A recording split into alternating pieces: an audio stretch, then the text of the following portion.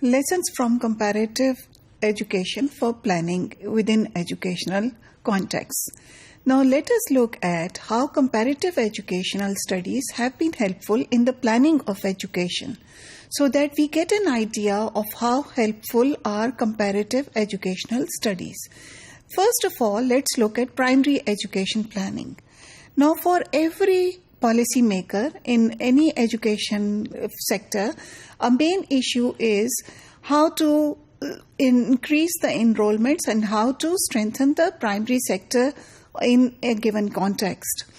सबसे बड़ा इशू जो होता है वो ये कि primary sector is a sector which is critical to the rest of the education because it is the cornerstone of education. Number one. Number two, the issue is that this primary sector actually has the largest number of students within it. So there is a huge population that it is dealing with. So you can sort of have an estimation that almost half of a country's educational resources are geared towards primary education. However, the biggest problem has been that almost every country has tried to achieve 100% primary education, but they have failed by large margins. Pakistan is an example in this regard. African countries are an example in this regard. And this is the dilemma of several other developing countries also. So what are the lessons that we learn from comparative education? Lesson number one is that to remember that wherever there is high primary education, higher rate of primary education, there higher is the economic development or economic growth of that country. And the example of Japan and Korea is in front of us, and the research in those countries have shown that the high technological advancement in these developed countries has been contingent upon or has been dependent upon the spread of primary education and educational skills. So another corollary of the lesson number one is that primary education, this would mean, gives the highest rates of return. So as compared to the higher education, you can say कि primary education का 25% rate of return होता है as compared to higher education, जिसका rate of return is only 12% for a country's economy. So this doesn't mean that all the countries in the world should start investing only in primary education and ignore the higher sector, education sector, but it means that there definitely has to be a bias towards primary education. So because there is no point of investing 40% of a country's resources in higher education while 90% or 80% of a country's population is illiterate. Lesson number two.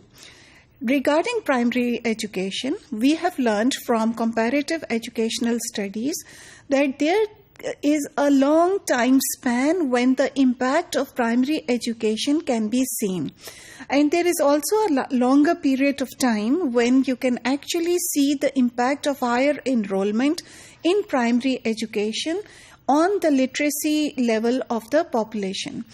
सबसे पहले तो आप इसको अगर इस तरह से देखें, सबसे पहले तो अगर आपने प्राइमरी एजुकेशन को बढ़ाना है तो you will increase the number of schools, you will arrange for the teachers, you will focus on the training of those teachers, you will be looking at जो रिपीटर्स हैं या ड्रॉप आउट्स हैं उनको वापस किस तरीके से लाना है. 10 साल तो आपको ये बेसिक इंफ्रास्ट्रक्चर बनाने में और प्लानिंग में लगेगा. फिर उससे अगले 10 साल आप ये देखिए कि you have to wait for the graduation of that student to come up to that kind of literacy level that person can actually contribute a little bit to the literacy level of the adult population में यानी उसका शुमार adult population के literacy level में हो जाए. तो 20 साल तो आपके यहीं पे गुजर जाते हैं और उस 20 सालों में भी that person has not actually achieved the full working potential that can actually have an impact on the economic development of a country. That means people have to, or the planners have to start early. It takes more than a decade to actually see its impact on the economy. So this is what we already talked about, that the planners have to act very early. और ऐसा नहीं होता कि you have these good intentions of spreading primary education and it suddenly happens over time. So it has to go through it takes up a lot of time. A and B, it takes up a lot of time to see the impact of that primary education on the country's economy, if you look upon education as making a difference in a nation's prosperity or economic development. Lesson number 3. Comparative education studies have told us that it does not really help that if we try to ruralize a primary education. यानी अगर हम कहें कि जो गांव के बच्चे हैं उनको ऐसी एजुकेशन दें जो कि उनको एग्रीकल्चर में हेल्प करे. Studies have told us about the failure of these things, क्योंकि उसका reason is very simple, because the farmers are not really stupid.